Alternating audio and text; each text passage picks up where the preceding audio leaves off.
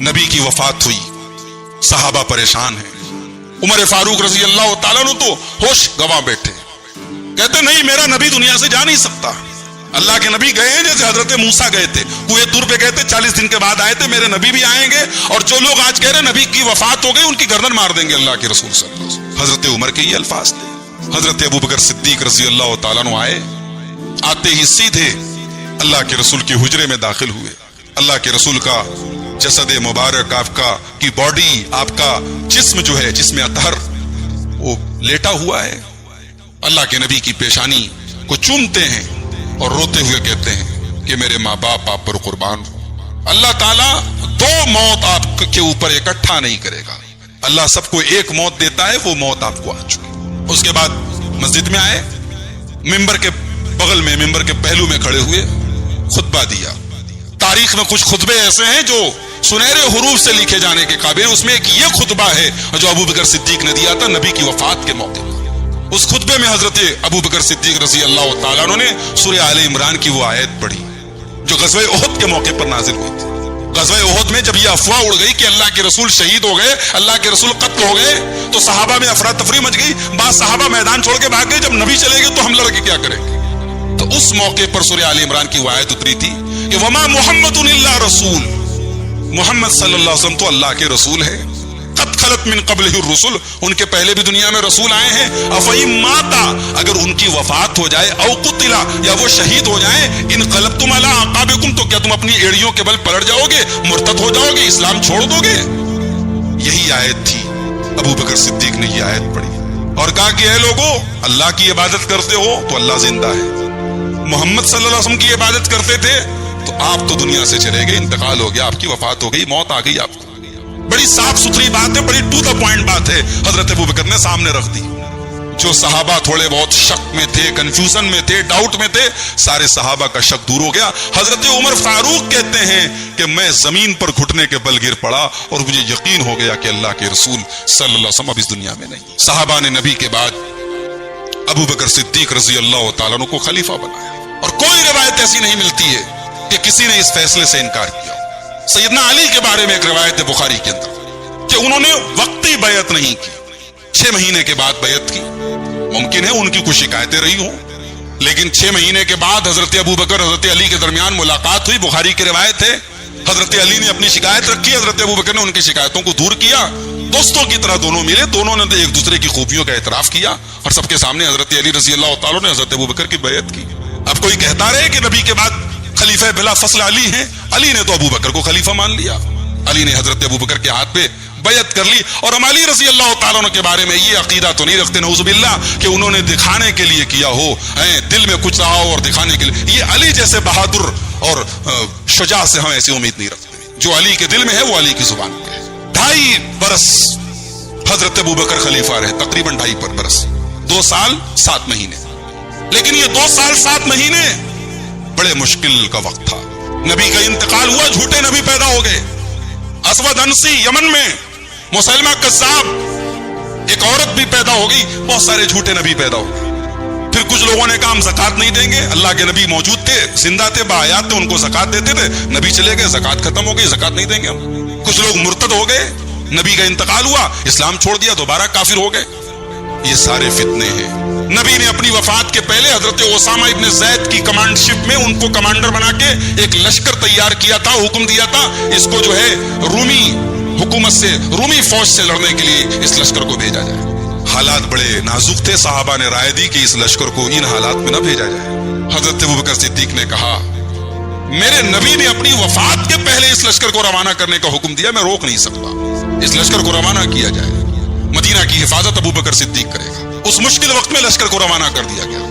अब उसके बाद हजरत अबू बकर ने अगला जो स्टेप लिया, जो लोग ज़कात नहीं दे रहे हैं उनसे कहा जाएगा ज़कात दो, नहीं देते हो तो हमसे जंग करने के लिए तैयार हो जाओ। हजरत उमर फारूक रजी अल्लाह ताला अन्हु इस फैसले के खिलाफ हो गए। कहा कि अबू बकर सिद्दीक बड़ा नाजुक वक्त है, मदीना सेफ नहीं है, आसपास दुश्मन ताकतें हैं, आप अगर ज़कात लोग नहीं दे रहे हैं अभी नजरअंदाज कीजिए, बाद में देखा जाएगा, अभी इनसे जंग मत कीजिए। हजरत अबू बकर सिद्दीक रज़ी अल्लाह तआला ने कहा लौ उकातिलन्ना मन फर्रक़ बैन अस्सलाति वज़्ज़काति, ऐ उमर कान खोल के सुन लो, نماز اور زکات میں جو فرق کرے گا ابو بکر اس سے جنگ کرے گا. فإن الزکات حق المال، زکات مال کا حق ہے. واللہ لو منعونی اقالا کانوا یؤدونہ لرسول اللہ صلی اللہ علیہ وسلم لقاتلتہم علی منعہ. اگر یہ نبی کے زمانے میں ایک رسی بھی دیتے تھے اور آج نہیں دے رہے ہیں تو میں لڑوں گا ان سے. علماء کہتے ہیں اللہ نے اپنے دین کی حفاظت دو لوگوں کے ذریعے کروائی ہے. ایک نبی کی وفات کے بعد ابو بکر صدیق کے ذریعے اپنے دین کی حفاظت کروائی ہے. جب ہر طرف ارتداد کا فتنہ تھا، لوگ مرتد ہو رہے تھے. جیسے آج کل ایک فتنہ چل رہا ہے ہمارے بیچ میں، مسلمان لڑکیوں کو غیر مسلم لڑکے اپنے جال میں، محبت کے عشق کے جال میں پھنسا کے مرتد بنا رہے ہیں، اور ہماری آنکھوں کی پٹی ابھی اتر نہیں رہی ہے. ہم یہی خوش فہمی کے شکار ہیں. ہماری لڑکی تو جا رہی ہے، نقاب میں جا رہی ہے، ماشاءاللہ پردے میں جا رہی ہے. یہ پردے کے پیچھے کی حرکتیں آپ کو معلوم نہیں ہیں. مرتد ہو رہی ہیں مسلمان لڑکیاں. شبانہ، رضوانہ، شہانہ مسلم نام ہے. 78 لڑکیوں نے باقاعدہ رجسٹریشن کروایا ہے کورٹ میں جا کر کے غیر مسلموں سے شادی کی. اور ایک تنظیم تو اعلان کر چکی ہے کہ ہم اپنے نوجوانوں کو باقاعدہ پیسہ دیں گے کہ تم لاؤ مسلم لڑکیوں کو بہو بنا بنا کے. لوگ ہمارے دین تک پہنچ چکے ہیں، ہمارے ایمان تک پہنچ چکے ہیں، ہماری عزت و آبرو تک پہنچ چکے ہیں. اور ابھی بھی اگر ہمیں فکر نہیں اور ہم سوئے ہیں تو بڑے افسوس کی بات ہے میرے بھائی. یہ دنیا کے سب سے بڑے فتنوں میں ایک فتنہ ہے ارتداد کا فتنہ. کوئی مرتد ہو جائے مسلمان کی سوسائٹی میں، کوئی اسلام چھوڑ دے، مرتد ہو جائے، اس سے بڑا کوئی کرائم نہیں ہے. اسلامی حکومت میں مرتد کی سزا سزائے موت ہے. حالانکہ اسلام تو بڑا نرمی والا دین ہے. اسلام تو کہتا ہے دین کے معاملے میں زبردستی نہیں ہے. مگر کوئی مسلمان ہو کر کے مرتد ہو جائے، اسلام اس کی پرمیشن نہیں دیتا. آپ غیر مسلم ہیں، اسلام قبول نہیں کر رہے، کوئی دقت کی بات نہیں ہے. آپ کو نہیں سمجھ میں آ رہا، مت کیجیے، آپ اپنے دھرم کا پالن کیجیے. اسلام آپ سے لڑے گا نہیں، جنگ نہیں کرے گا. لیکن آپ ایک اسلامی حکومت کے اندر رہیں اور اسلام کو چھوڑ دیں، مرتد ہو جائیں، اس کی پرمیشن نہیں ہے. آپ کو قتل کر دیا جائے گا. یہ بڑی خطرناک جرم ہے یہ مرتد. تو اللہ تعالیٰ نے اپنے دین کی مدد دو لوگوں کے ذریعے کی.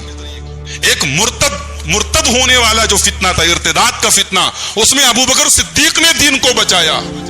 اور ایک فتنہ جہمیہ کا فتنہ تھا. قرآن کے بارے میں ایک فتنہ پیدا ہوا کہ بھئی قرآن اللہ تعالیٰ کا کلام نہیں ہے، قرآن اللہ کی مخلوق ہے. یہ ایک فرقہ پیدا ہوا تھا جہمیہ، اس نے یہ فتنہ شروع کیا. اور اس فتنے کا مقابلہ کرنے کے لیے اللہ تعالیٰ نے امام احمد ابن حنبل رحمۃ اللہ علیہ کو پیدا کیا. تو ابو بکر صدیق رضی اللہ تعالیٰ عنہ نے اپنے 2.5 سال کے دور خلافت میں بڑی مشکلات دیکھی میرے بھائی.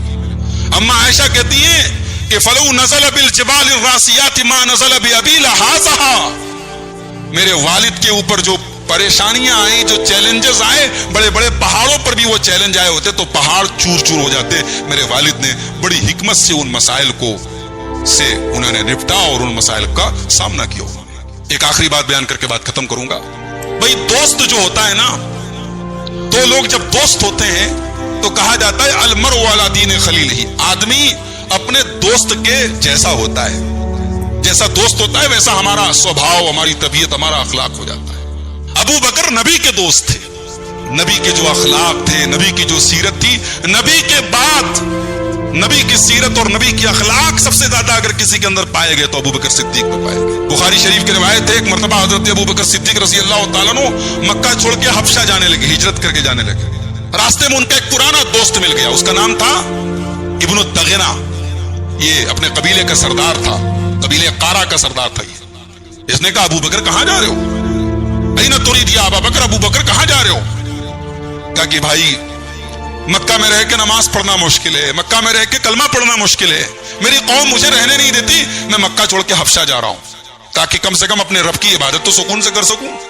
تو ابن دغنہ نے جو جواب دیا بخاری کے الفاظ ہے، کہا کہ اے ابو بکر ان مثلک لا یخرج ولا یخرج. تیرے جیسے لوگوں کو نکالا نہیں جاتا ہے، تیرے جیسے لوگ اس لائق نہیں ہے کہ ان کو نکال دیا جائے. اے ابو بکر تو وہ آدمی ہے تقسب المعدوم، تو بے سہاروں کو سہارا دیتا ہے. وتصل الرحیم، تو رشتہ داروں کے ساتھ بھلائی کرتا ہے. وتحمل الکل، تو لوگوں کا بوجھ اٹھاتا ہے. وتقری الضیف، تو مہمانوں کی مہمان نوازی کرتا ہے. وتعین علی نوائب الحق، تو حق کے راستے میں لوگوں کی مدد کرتا ہے. تیرے جیسے آدمی کو نکالا نہیں جاتا ہے. ایک عجیب بات آپ کو بتاؤں کہ یہاں ابن دغنہ نے حضرت ابو بکر کے بارے میں جو الفاظ استعمال کے، سیم یہی الفاظ حضرت خدیجہ رضی اللہ تعالیٰ عنہا نے جب اللہ کے رسول کے اوپر پہلی وحی نازل ہوئی تھی غار ہرا کے اندر اور اللہ کے رسول گھبرائے گھر آئے تھے تو حضرت خدیجہ نے تسلی دیتے ہوئے نبی سے یہی کہا تھا کہ اے میرے نبی، آپ بے سہاروں کو سہارا دیتے ہیں، آپ رشتہ داروں کے ساتھ بھلائی کرتے ہیں، آپ لوگوں کا بوجھ اٹھاتے ہیں، آپ حق کے راستے میں لوگوں کی مدد کرتے ہیں، اللہ تعالیٰ آپ کو رسوا نہیں کرے گا، آپ کے مشن کو ناکام نہیں۔ تو جو صفات ابو بکر کی تھی وہی صفات نبی کی تھی۔ تقریباً 63 سال کی عمر میں سوموار کے دن 22 جمادی الاولیٰ سن 13 ہجری کو حضرت ابو بکر صدیق رضی اللہ تعالیٰ عنہ کی وفات ہوئی۔ وفات کے پہلے ان کی بیٹی ام المومنین سیدہ عائشہ صدیقہ رضی اللہ تعالیٰ عنہ ان سے ملنے کے لیے آئی۔ باپ کی طبیعت خراب ہے، باپ سے ملنے کے لیے آئی۔ بیٹی کی شکل دیکھی والد نے، کہا بیٹا ایک بات بتا، رسول کے کفن میں کتنے کپڑے تھے؟ کوئی ہمارے ہاں لوگ مرنے کے ٹائم بچوں سے پراپرٹی کی باتیں کرتے ہیں، لوگ زمین جائیداد کی بات کرتے ہیں، کیا چھوڑ کے جا رہا ہوں، کیا لے کے جا رہا ہوں، کیا دے کے جا رہا ہوں، اس کی بات کرتے ہیں۔ یہ ابو بکر صدیق ہیں، موت کا ٹائم ہے، آخری ٹائم ہے، بیٹی سے سوال کر رہے ہیں بیٹی نبی کے کفن میں کپڑے کتنے تھے؟ ہمیں اس کی کوئی پرواہ نہیں ہوتی، ہمارے کفن میں کتنے کپڑے ہوں گے، ہمیں کیسے دفنایا جائے گا، ہمارے مرنے کے بعد تیجا ہوگا، 40واں ہوگا، برسی بھائی لکھوا کے جاؤ، وصیت کر کے جاؤ، وصیت کر کے جاؤ میرا جنازہ کوئی بدعتی نہ پڑھائے، وصیت کر کے جاؤ میرا جنازہ وہ پڑھائے جو سورہ فاتحہ پڑھے، وصیت کر کے جاؤ میرے مرنے کے بعد میرے گھر کی عورتیں چلا چلا کے نہ روئیں، وصیت کر کے جاؤ میرے مرنے کے بعد میرے گھر میں تیجا نہ کیا جائے، وصیت کر کے جاؤ کہ میرا کفن دفن سنت کے مطابق ہو۔ ہم تو وصیت کرتے ہیں زمین کی، جائیداد کی، پراپرٹی کی۔ ابو بکر صدیق نے پوچھا بیٹی رسول کے کفن میں کتنے کپڑے تھے؟ اما عائشہ نے کہا ابا جان 3 کپڑے تھے، 3 چادر تھی، سفید چادر تھی، کاٹن کی چادر تھی۔ کہا کہ 2 چادر ہے میرے پاس اور ایک جو ہے بیماری کے عالم میں جو ازار پہنے ہوئے تھے، جو لنگی پہنے ہوئے تھے، جو چادر پہنے ہوئے تھے، کہا ایک اس چادر کو رہنے دینا، 2 چادر اور شامل کر دینا۔ اما عائشہ نے دیکھا کہ پرانی سی چادر ہے، داغ وغیرہ بھی لگے ہیں، کہا کہ ابا جان آپ فکر مت کیجیے، ہم نئے کفن میں آپ کو کفنائیں گے، یہ پرانے کپڑے میں آپ کو نہیں کفنائیں گے۔